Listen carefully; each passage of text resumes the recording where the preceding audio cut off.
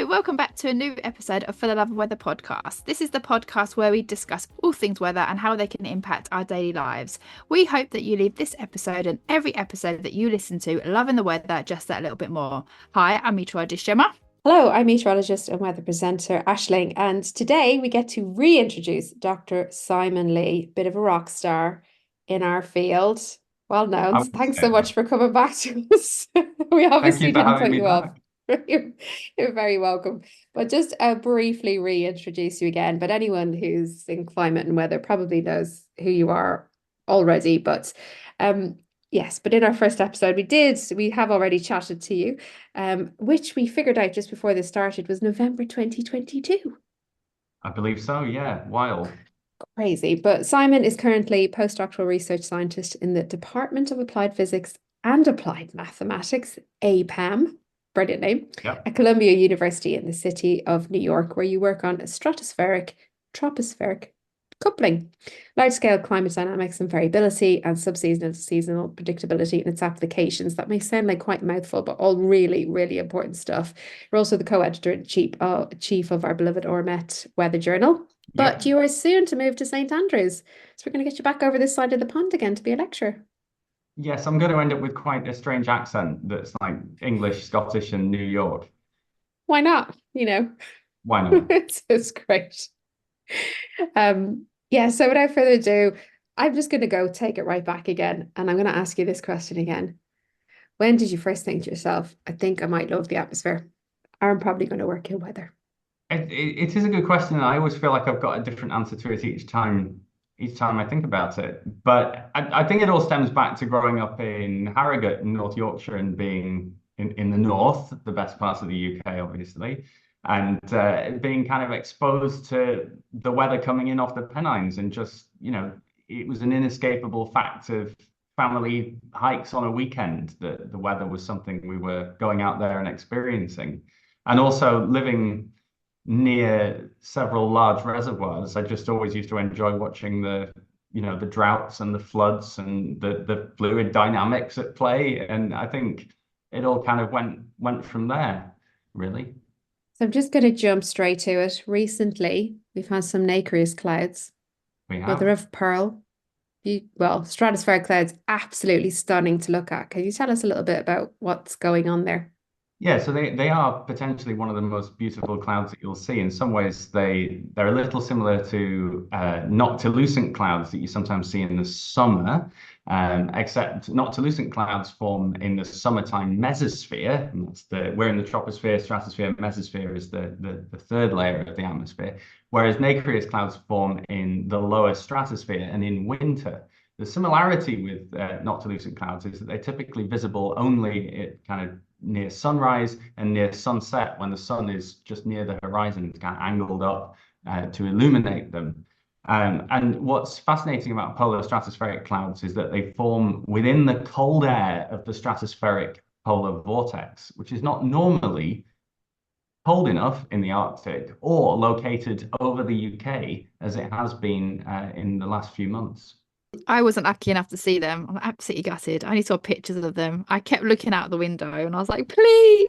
No. Ash did However, though. yeah, I did. No, honestly, but yeah, some absolutely amazing. And actually, interestingly, loads of people sent me pictures. They were like, "Oh my God, what are these?" And I was equally jealous and wanting more all at the same time. I was like, "Mine weren't exactly like that. They're way better."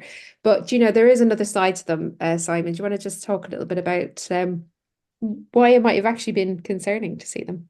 So they're a beautiful sort of cloud, but they have a kind of a darker side in essence. And so they actually serve as a catalytic surface for the formation of chlorine monoxide in the stratosphere. And chlorine monoxide is a radical that can go on in the presence of ultraviolet radiation, sunlight, to react with ozone and destroy ozone. And so that's the darker side of a polar stratospheric cloud. They are a natural phenomenon in themselves, and there is always going to be some ozone destruction as a result of them, as part of the natural chemical behavior of the stratosphere. Obviously, the bad side, the anthropogenic side, is that we have put extra chlorine into the stratosphere through CFCs. And so actually thinking about this is why we see the ozone hole in the Antarctic and not in the Arctic. So this is because the cold temperatures that you need to form a polar stratospheric cloud only typically occur in the Antarctic polar vortex, which is much stronger and colder than the Arctic polar vortex, because it's less disturbed by large-scale waves in the atmosphere that are produced by essentially by the continents in the northern hemisphere. And just having that lovely feeling of learning something new. I never really thought about that. How much colder is is Antarctic compared to the Arctic? Quite substantially, in the sense that we don't really see these things like sudden stratospheric warmings don't really occur in the Antarctic polar vortex. They've occurred once or twice, but these large-scale events that raise the temperature of the polar vortex by 50 Celsius or so in just a few days, that we see almost every other winter in the northern hemisphere, never really occur in the southern hemisphere. And so you really are much closer, in essence, to the radiative equilibrium, just that cooling that occurs because the Antarctic vortex is facing away from the sun. You're much closer to that in the southern hemisphere than you are in the Arctic, where the effect of these waves warms the vortex up quite a lot and pushes it actually further away from where it would be in radiative equilibrium with the polar night. So fascinating. That's mad. How did we not cover that in the last podcast? I know. I was like, how are we like that's so fascinating. I feel like we didn't ask enough questions the last time, Ash. I know, seriously. So three things, right? So first of all, the stratosphere, the polar vortex doesn't normally wiggle as far south as here. So that was a pretty big disturbance. Second of all, the distribution of those nacreous clouds, so how widespread they are, was that unusual? Yeah, so what's unusual is that you need the vortex to be cold. You need it to be strong and cold to have polar stratospheric clouds, but you also need to have disturbed it away from the pole in order for you to see them in somewhere like Europe and the UK. And to get both of the two to happen at the same time is quite hard, because normally when you disrupt the vortex away from the pole, there's a warming of the vortex and a weakening of it. And so kind of what was useful here was that this was happening when the vortex had previously been unusually cold. The disruption happened pretty quickly. It just nudged that vortex quite fast away from the Arctic.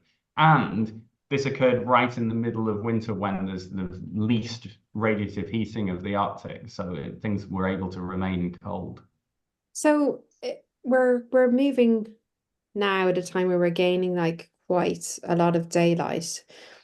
So we're sort of spinning towards, we've gone from the perihelion, is that right? Is that what it's called when the sun is the closest, or the Earth is closest to the sun, but it's faced away, so it's at its darkest side. So yes. What's going to happen? What's going to happen to the polar vortex?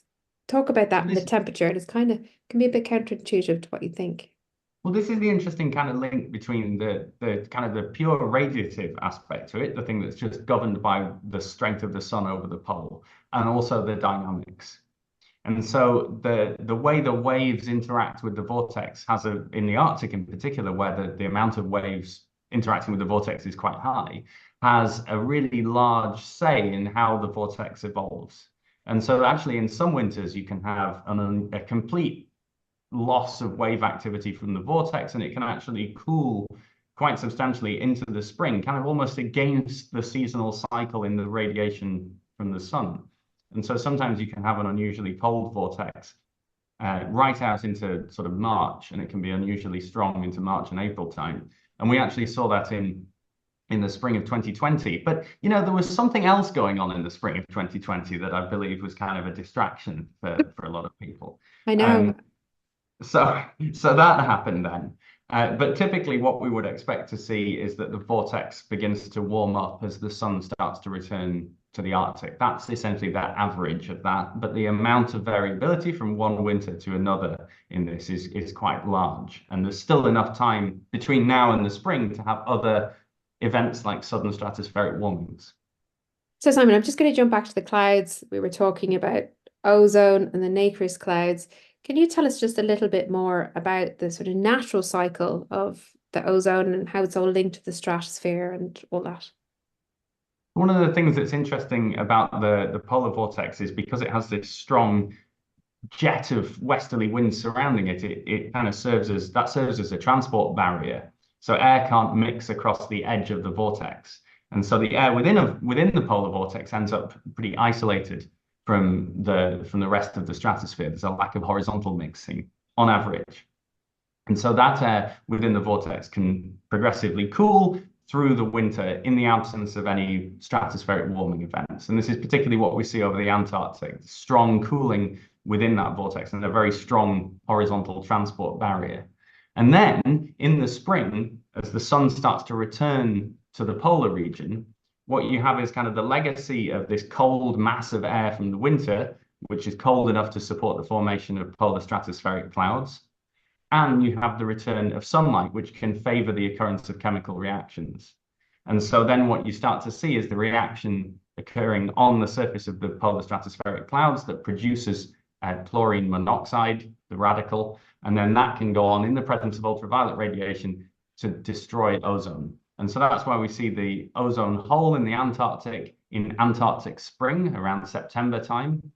And that's also why we see the least ozone in the Arctic, typically in some of these strong vortex winters can occur in March, April time. But that's much rarer, and it's never really enough to qualify as an ozone hole. It's just a low amount of ozone. We saw that in the spring of 2020, in the spring of 2011, and I believe the spring of 1990. These unusual winters where the vortex was very cold in the Arctic right through into the early spring. I think actually those years that you mentioned all had quite warm summers. Is there any link to that?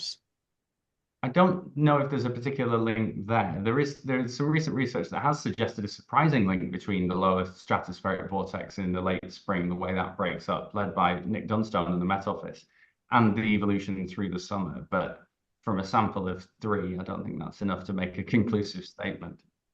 So you're kind of talking a lot there about like teleconnections as well. Obviously, you're higher in the stratosphere. Do you think is there any link with El Nino? So we know there's been a very strong El Nino. So usually the vortex in the Arctic, usually it's weaker than normal during El Nino. And that's actually in large part because El Nino favors a deepening of the Aleutian low pressure system that sits in the North Pacific. And that's the source of wave activity that can move upwards into the stratosphere and bash the vortex about and warm it up. And if you run climate model simulations, what you tend to see is more of these big dramatic southern stratospheric warmings tend to occur more often in El Nino than in La Nina. But a fascinating thing is that if you look at the historical record, going back to say the 1950s, we've not really seen more southern stratospheric warmings in El Nino. We've seen about the same number in El Nino as in La Nina. And actually understanding that's a topic of current research because we're not sure whether we just haven't seen enough years or whether the models are potentially biased in favor of doing this or whether something unusual is going on. I mean, we love weather and climate on this podcast, but when you hear about how something over the Pacific can impact something in the stratosphere and then can even impact over in the UK and the weather, it's just like, it's the atmosphere is so amazing. Like just talking about it, like it's so cool. It's so amazing how all these things are linked up. And the people who program this stuff, that's just blows my mind. Like how do they? I don't know. It's crazy. It's crazy. I think this sort of thinking was one of the first things that got me interested in weather. Was I think I heard, a tropical cyclone, a hurricane in the Atlantic is going to transition into an extratropical storm, and that's going to cause some wind and rain in Yorkshire. And I remember thinking, but that's Florida and Britain. And so I think these big scales and thinking about how the whole Earth system interacts is fascinating. And it's kind of great to hear somebody say how great it sounds, because sometimes you're just frustrated with one sentence in the paper that you've written and you kind of forget the grander scheme of things. So that's nice to hear. Tell me something. So we're actually coming out of the depth of winter at the moment. There is great gains in the day, although they still seem short as well. Do you exhale a little bit? I like winter. I think the weather is more fun for the most part. I enjoy how quiet the world feels in the winter time and how you can you can go out hiking and you don't see anyone else because you only see the hardy few. You don't get those summer crowds. And so I do enjoy that side of winter. I don't enjoy the short daylight hours. I think probably that's true for most people. But finishing work in the dark, starting work in the dark, it can be difficult. And so I do look forward to the longer daylight hours. Tell me, since we last spoke to you, which November 2022, so I'm going to get over that. Like, Gemma, how have we managed to keep this podcast going? We're chaos sometimes. Anyway, has there been many advancements made, or is there any new little nuggets of information? You must have closed off maybe a paper or two, in the last year. You're coming, transitioning into another job. Like, what is there anything we know more or didn't know? Have you got any like little wonderful things that you're starting to focus on now that you didn't know before? Good question. Terrifying if I was unable to give a good answer to that, wouldn't it? Yeah. I've actually been recently working less on the stratosphere in sort of the last year, and I've been looking a lot more at just large scale circulation patterns over North America called weather regimes, and thinking about how to apply that classification year round because it tends to get used just in the winter. And that's a quarter of the year. So we came up with this new way of looking at it year round. And recently we've been thinking about how that links to things like long-term climate variability and change, how that might link to things like large-scale modulation of tornado outbreaks. That was the paper I was working on before joining this podcast. And those sorts of aspects. So that's been really interesting and kind of really exciting as well to engage with the users at the end of it and see how people are applying this in a forecasting perspective. I don't know the word weather regime. Is this going to be a new word I hear? Hopefully, if my paper succeeds, it's Yeah. not a new concept. The idea of a weather regime. I guess the summary definition would be something like it's a large scale, persistent, and recurrent weather pattern. And so if you think of something like the North Atlantic Oscillation, the two phases of the North Atlantic Oscillation are effectively two of the North Atlantic's weather regimes. And another one would be something like Scandinavian blocking or an Atlantic ridge. So like the types of things that you see on a weather map. And so we've just been doing that for North America. Fascinating. We'll have to get you back on soon to talk I about know. that aspect as well. But we have you here to talk about the polar vortex. So, Yeah. So we did touch on it. Everyone who's listening to this podcast will have listened to the previous podcast, but in case they haven't heard it, can you just explain a little? We've touched on what the polar vortex is, but can we touch a little bit about what a sudden stratospheric warming event would be, and then maybe how that might impact the weather here in the UK? Yeah, so a sudden stratospheric warming, funnily enough, is an occasion when the stratosphere warms suddenly. It was actually discovered in the 1950s in Berlin, sort of by accident. A group of scientists there were launching weather balloons that could go higher up into the stratosphere than ever before, and suddenly they discovered that the stratosphere had abruptly warmed in the middle of winter, and they called it in German, which I'm not going to try to pronounce. They called it an explosive warming of the wintertime stratosphere. Personally, I think we should have stuck with the word explosive, and it's actually quite hard to work out at what point it went from being explosive to sudden, but that's lost into the mists of time. They are natural events that occur about once every other winter in the Arctic. And what they are is essentially a disruption of the westerly circulation of the polar vortex.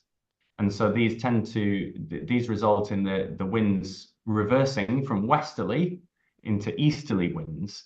And when that occurs, that indicates that the Arctic is actually warmer than the mid-latitudes and equatorial regions in the stratosphere because you flip the temperature gradient to get those easterly winds. And these are huge planetary scale disruptions to the stratospheric circulation. I think they're the most dramatic event in Earth's atmosphere on that scale. The temperature of the Arctic stratosphere can rise 50 Celsius or more in just a few days. They really are an explosive event. And the reason that we talk about them a lot is because that disruption to that westerly circulation in the stratosphere can have a long-lasting influence on the weather in the troposphere. And that's particularly true over the North Atlantic. So after a sudden stratospheric warming occurs, we typically see a negative North Atlantic oscillation type pattern on average. And that's associated with an equatorward shift of the jet stream in the Atlantic that tends to lead places like Northwest Europe and the UK to be more susceptible to cold air outbreaks and less susceptible to strong, mild Atlantic westerlies and windstorms, and also have an impact on the weather in the Mediterranean, which tends to see milder weather and more rain following a sudden warming.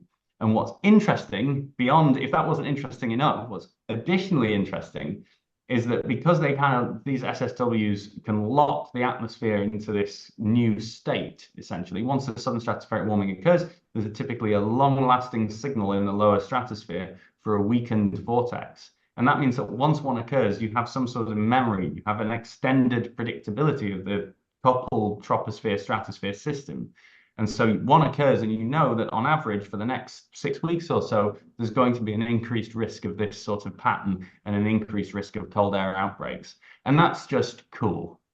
It totally is, isn't it? It totally is. So we had like a little bit of a warming.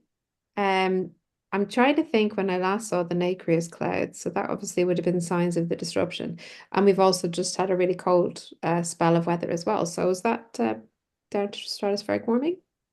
So this is where things are interesting. So at the end of December, you had this displacement of the vortex toward Europe, which resulted in the nacreous clouds, as you say. And it's interesting to think of those as like a visual indicator that something was up with the large-scale circulation in the stratosphere. And then as we moved into the start of 2024, there was actually a very rapid warming of the polar stratosphere. However, because it didn't meet this technical criterion that we use for defining what's called a major southern stratospheric warming, that means that the winds at 60 degrees north and about 30 kilometers up in the atmosphere have to reverse to easterly for at least 1 day on average. Technical criterion. That event only qualified as a minor warming, even though it was a huge warming of the stratosphere. And so that actually had, by the looks of things, an influence on the troposphere, favored a high pressure system over Greenland and thereabouts, and probably played a role in why there's been cold air outbreaks over Northwest Europe and the UK in the last few weeks, and over North America as well. That then evolved, and then actually, in the last couple of days, so around this January 16th or so, the winds do appear to have reversed in the stratosphere to meet that criterion for a major sudden warming. But that's just a technical criterion because it was a very weird event.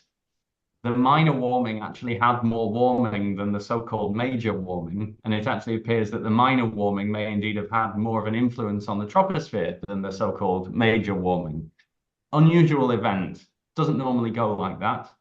And actually, over the next few days, we're expecting to see the stratospheric vortex strengthen quite markedly. So depending on how well this ages, we would expect to see the pattern in the Northern Hemisphere really just flip around and go from these simultaneous cold air outbreaks to much warmer conditions. So you've given us the definition of what a major warming is. I'm not going to try and repeat it for fear of confusing myself. 10 hectopascals, 60 north, 1 daily Thank you. What's a minor definition? It's not as rigorously defined. But you said with the warming is rapid. So what was the jump in temperature for the minor one, and what was the jump in temperature for the major one? And how long did the minor jump last for? So the minor warming really, it was 30, 40 Kelvin degrees Celsius or so in a few days. It was the size of temperature jump that you normally see on average across the Arctic in a major warming. It just because of the way the cookie crumbled, it didn't result in the winds reversing to easterly at 10 hectopascals and 60 north. It took a huge chunk out of the strength of the vortex. It did generate easterlies in some parts of the stratosphere.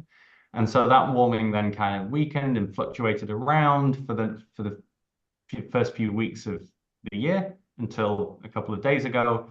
And then there was this secondary warming that was much less, maybe only 20 degrees C or so. And then because the vortex had already been battered around and destroyed, and there was a much weaker westerly circulation, that then finally and very briefly hit that criterion. So it is an unusual event. That's very much not what we would usually see. Normally, you would see the vortexes being quite strong beforehand, and then this huge deceleration, taking the winds to easterly for a few days, and then a slow recovery. And in actual fact, the way this has gone is very weird. You know, interestingly, it's almost like it's resembling what's happening down at the surface at the moment. There's been so much rainfall, but actually a lot of that water still hasn't really managed to filter through the system. So although we've had quite a dry spell of weather, albeit cold, there's been a lot of frozen water out there, even whether it's on a field or whatever else. So any small event now is going to affect is going to affect water levels down the surface. So it is kind of worrying because if the stratosphere is having a funny year or an odd year, or it has been disrupted already and so doesn't quite have the cohesion that it needs, yeah, it's so, which also makes sense why all the long range output that I've been looking at has been like wild, wet, windy, briefly cold, wild, wet, windy, briefly cold. It looks like that pattern is changeable. It's certainly been swinging around a lot, and you obviously have this loud guy in the room, which is El Nino, shouting at the atmosphere. That is a big source of propagating waves through. So you have a bit of a boxing match between different sources of long range predictability there. So my question is, if you were a betting man, what do you think is going to happen for the rest of the winter? Ooh. Well, the vortex is strengthening.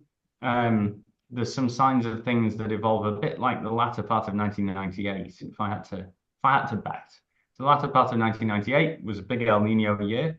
It was also a situation where the vortex tried to weaken and then kind of backed off a bit.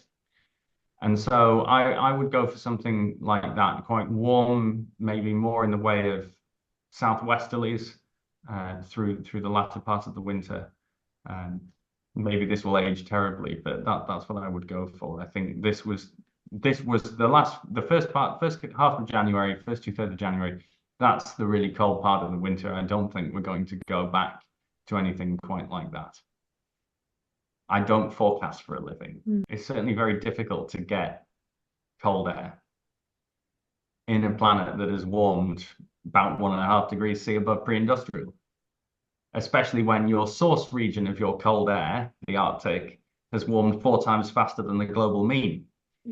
So, even in my lifetime, I feel like northerlies don't have the potency they used to. And I feel like the reason why every winter people are kind of lose their minds looking for cold air is because it's so hard to get it. And one of the other reasons why we then come and talk about these extreme disruptions of the polar vortex and things like, is it going to be the beast from the east and all those sorts of things, is because it's just hard to get it to be cold for a long time. It's harder than it used to be. And I think we're kind of seeing that in the way we talk about it. The reason why, it's been cold the last few days and there are headlines and all kinds of things in a way that wouldn't have been true in the 1960s. It's because we're kind of sitting in a progressively warming bathtub.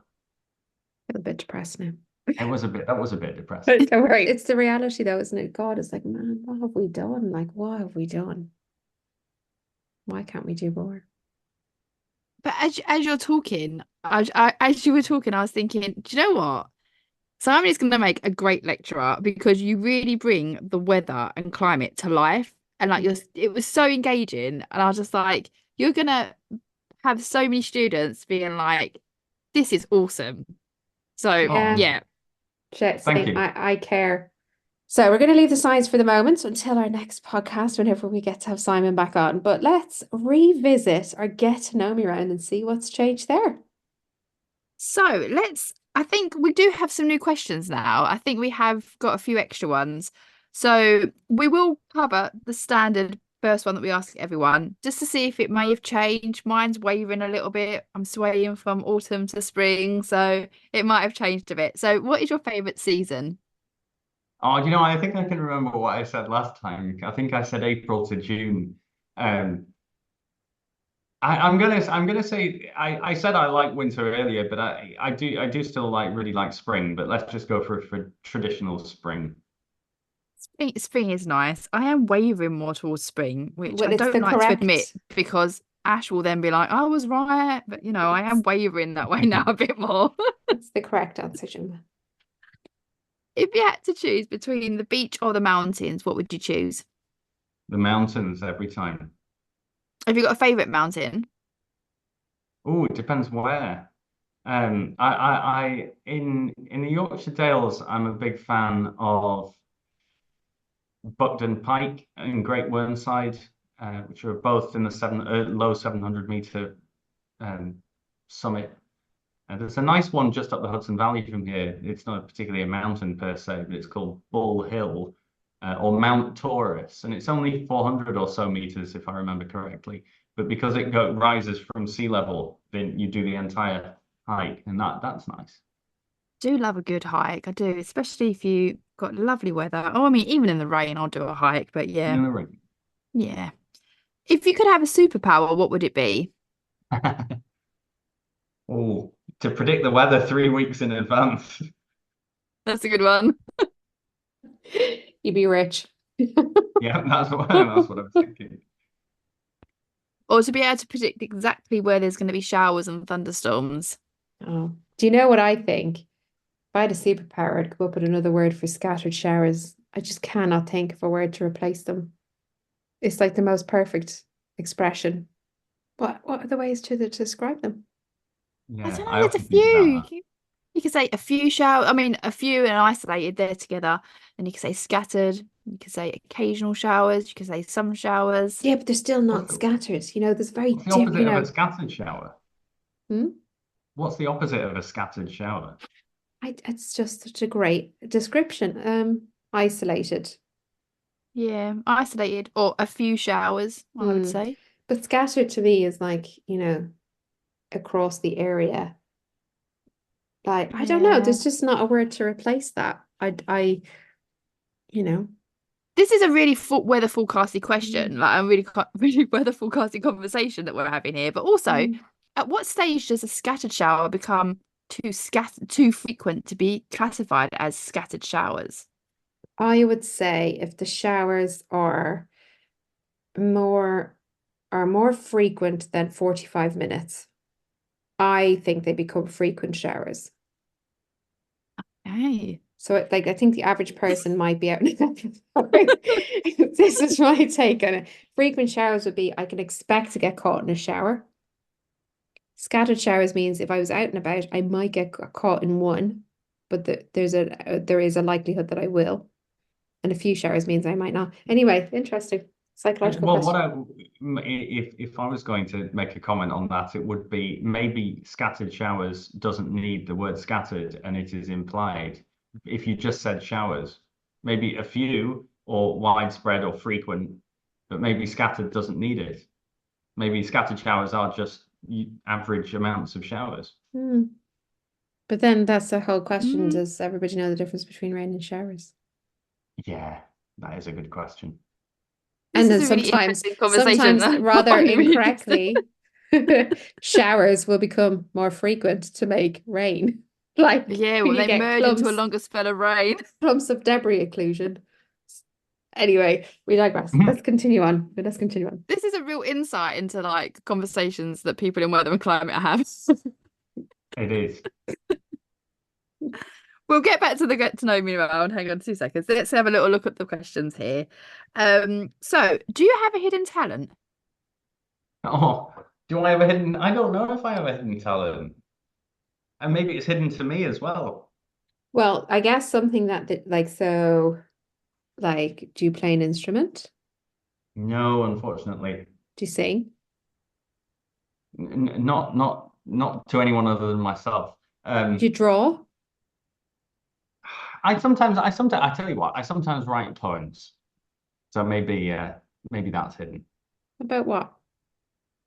Usually just kind of trying to encapsulate a view that I'm looking at. So maybe I'm trying to draw a picture with words.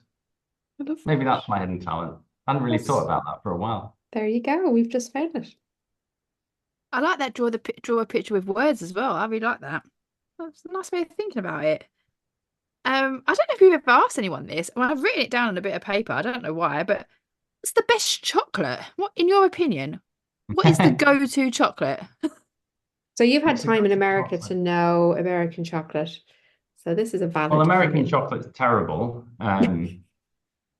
It's a poor excuse for a sweet. The more I was thinking about this yesterday, actually. I'm not a big chocolate eater. That's one thing I should say. But I was thinking the other day about how much I could just like a standard bar of dairy milk. I am partial to a whisper. My chocolate bar is a Yeah. twirl. Oh, that's a good one. It's like the perfect mix of like chocolate with just a tiny little amount of air and space to give the chocolate texture. I just It's a good one to dunk in tea, actually. I like to dunk chocolate in tea. I'm more of a Galaxy person over Cadbury's personally. So I actually prefer Ripples, but it's a similar thing to a swirl. wow, if I'm Judge Gemma. Or a Twix, got a bit of biscuit in it as well. Well, That's lovely too. Twixes are good. Yeah, but if I had to, it's a twirl. Like it is a twirl. That's my if you did something on me and you wanted to make off, you'd be able to buy a bar of twirl. I'd be like, oh, it's grand. You're forgiven. That's good to know. That's good to know. I mean, we've never fallen out, so I won't need to buy you any twirls, but um and we'll ask this one as well, just in case things might have changed. If you could invite one person to dinner, it can be anyone at all from any historical time frame, who would it be? I remember who I said last time. I said Bono last time because I was reading his autobiography. I think so. We were talking about this at the pub the other day, and I said I would invite David Tennant because I'd just been watching him as the 14th Doctor, and I just thought we'd have a good conversation about Doctor Who, and he's an enthusiastic guy. So yeah, David Tennant. He was a really good Doctor Who as well. I really liked him as Doctor Who. Yeah, probably my favorite of the modern era. Although I like Christopher Eccleston as well, but that's just the first one of the regenerated series in 2005. Yeah, I quite liked. I thought Matt Smith was really good as well. I did like him. Brilliant. Yes. And then our final question, which we always ask everyone, and I always like to switch it up a little bit, but what is one thing that you wish everybody knew about the polar vortex? If everyone could just know one thing about it, what would it be? So if this was everybody, if I could get everybody, and that includes all the journalists who write articles about the polar vortex, it's that it's a constant thing in the stratosphere each winter. It is not something that it's not a polar vortex. It doesn't kind of come to you and give you cold like it sometimes gets reported in the US in particular. It's not like a polar vortex is going to hit Chicago. It's not that. That's what I would eradicate that. That's what I would like everybody to know. It's a stratospheric thing. It's always there in the winter. It's the variability. It doesn't come and hit your house. I like that. Yeah. And we do love to personify stuff, don't we? And make headlines. You can't, that's all clickbait, isn't it? But if there's one thing everyone loves talking about, it's the weather. Yeah, and the controversial one as well is how things like climate change and how Arctic warming in particular is influencing things like cold air outbreaks, the polar vortex, the jet stream, all these things often gets reported in a far more confident way than the science really suggests because it's dramatic, right? If you can say climate change is messing with cold air outbreaks in a way that would make them more frequent, that sounds really exciting. It makes a great headline. And indeed, there is some science and some people would strongly argue that that sort of variability is happening, but it often gets reported in a far more confident way than the science really says. And so I'm always concerned that the public aren't being treated fairly in a way, and they're not being correctly reported. As some scientists say, and it might, and there is a theory or there's a hypothesis as opposed to things that we can say about the climate system with confidence, like heat waves are hotter, the Earth is hotter, CO2 is making this all happen. Yeah, that's a pet peeve in the wintertime when there's cold air outbreaks. Yeah, I mean, it's a great point. It is really, really frustrating. I hadn't quite thought about that. That annoys me as well when they're talking about, or even storm names. I mean, they're brilliant, really useful and everything, but Sometimes. Yeah. Do question what you read. Yes, and especially thinking about just as a comment about storm names. Of course, the wonderful thing that's wonderful in italics that a lot of tabloid writers like to do is look down the list of the names of the storms and make a headline about the next storm and name it before it happens. And of course, you don't know it's going to be named. And I think there's an argument there for saying don't release the names, Yeah, yeah, and they can't do that. yeah. I know, then they can't make them up. Yeah, I know it's true. But I mean, I get it's important to know that there are storms and they have names, and maybe that's why it was done initially, just to kind of generate some awareness of it. However, they do help Yeah, in communicating bad weather, not always, but I think most people now are aware if there's stormy weather, sort of, stormy weather being many things, but yeah, weather that might impact travel and that type of stuff. Anyway, we totally digress here. Gemma. Thank you so much, Simon, for joining us again on the podcast. We have learnt loads again. It's an absolute pleasure to have you on the podcast. So thank you so much for saying yes again. I'm very sure that we will have you on again. No doubt about that. There'll be lots of stuff that we can talk to you about. But in the meantime, if we don't talk to you before you're being moved back to the UK, all the best with that. All the best in your new role as well. And as we say, you're going to be a really great lecturer because you really do bring the weather and climate to life and make it really, really interesting. So all the best with that. Yeah, very lucky students. thank you. Really appreciate it. And thanks for having me on again. If you have listened to this episode and you have loved it, we would love it that you would subscribe, rate, and review the podcast. And if you can share the podcast as well, it allows other people to find us.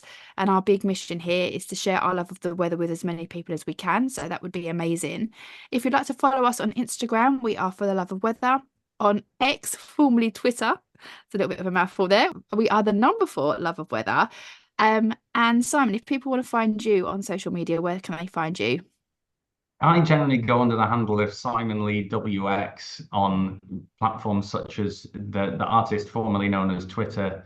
My website, simonleewx.com. It's probably the easiest way to get a hold of me there. Simon's Twitter feed is excellent, so you should It's definitely so awesome. Formerly X, formerly Twitter. His Twitter feed is As is amazing. You should your definitely go to do that. and your LinkedIn. That's amazing as well. I should tweet less. I have too much to do now. But yes, no, I appreciate that people enjoy looking at it. It's definitely great. Go and check that out. And as always, we just really hope that you leave this episode loving the weather just that little bit more. Thanks for listening. Bye bye.